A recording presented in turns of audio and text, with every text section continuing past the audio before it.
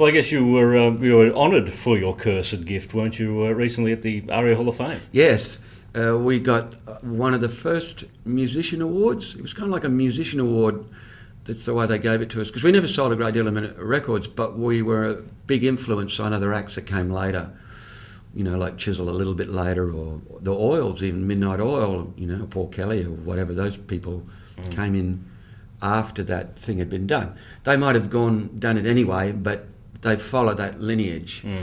And, you know, if I in any way have contributed to the existence of Midnight Oil, I'm proud on that fact alone. Oh, it's good to be acknowledged as... Midnight Oil I was thinking about them today. They were a very extraordinary band because they actually made great music that was relevant and had a purpose behind it, but they also made lots of money out of it, which is the real trick in music, is to be able to do something from the heart and soul and to get material reward for it. They normally don't go together. Yeah, like Barry Manilow. You know, I mean, Barry Manilow wrote the McDonald's theme, but the real heart and soul thing, I don't know. He doesn't believe in burgers that much, I'm sure. Well, you never know. Maybe he might. I don't know. Yeah, maybe he might. Another great part of the career was the Broderick Smith Big Combo.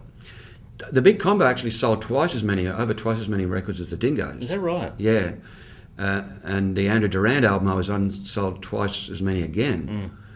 But the Big Combo, that grew out of... I spent a bit of time on upstate New York in that area. I was staying on a farm, and the Dingoes was winding down, and I was starting to think, what do I want to do now? And I thought, I'd spent so much time in my early years playing roots music that I also liked at the same time the English beat groups like the Kinks and the Animals and the Yardbirds and the Stones and Beatles and whatever. I liked that stuff, so why not form a band based on that stuff and play all the stuff that I liked when I was young, the Drifters and so forth. So the Big Combo started with that idea in mind, and then it started writing his own songs and then got big and got a gold record and all of that, and toured the country and got in trouble, usual things. Why hasn't that album ever been on CD? There has been talk about it. It's Glenn Wheatley has it. It was through Wheatley EMI, I think. So there has been talk. Gil Matthews with Aztec Records wants to do it, and I'm happy that he wants to, and I'm quite happy to do promotion for it. I'd love to see what Gil does with it, because he put all the bonus tracks on. Yeah, and it should sell a few thousand, actually, I think, if it's released, because it went gold in the first place, so there's got to be all those baby boomers out there that can't work out how to burn a CD. I would imagine must be a few left. It must have been 20 years since that album's been around. Yeah. It got caught up in probably Glenn's machinations. I don't know, because he was with a couple of labels, and he's probably a better person to ask. But I think Gil Matthews is working on it.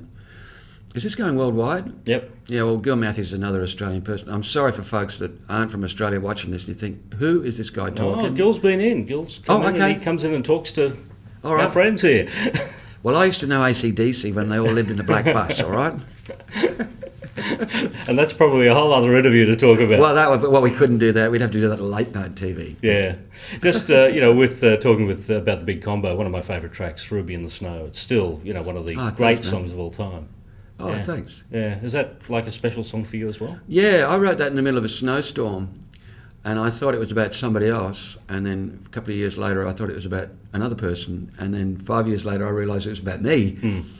And it was the Ruby in the Snow image came. I was reading a lot of Japanese literature at the time, and it came from the idea of the last thing you expect to see in the snow is a ruby, and I was talking about blood on skin, and which a lot of it was loose stuff. It was pretty much about me, but my personal traumas when I was in the army. I didn't go to Vietnam, but I was caught in an awful situation where I was prepared to be in the army, not a problem, but I didn't believe in Vietnam, so it was a very awkward situation in my life. And that song came out as it was a vomit, basically, one of those, which are they're the most rarest of songs that come out of you, lyric-wise, virtually complete.